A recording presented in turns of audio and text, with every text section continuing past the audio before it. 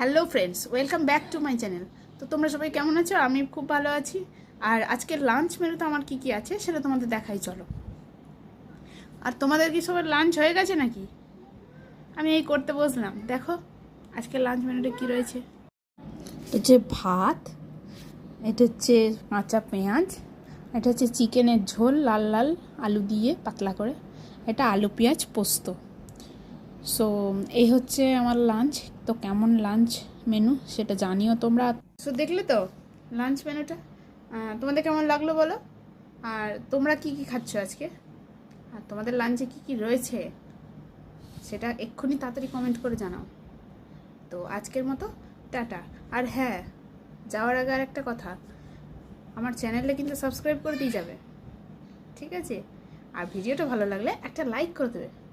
তো আজকের মতো টাটা, দেখা হবে আর একটা নেক্সট মিনি ব্লগে।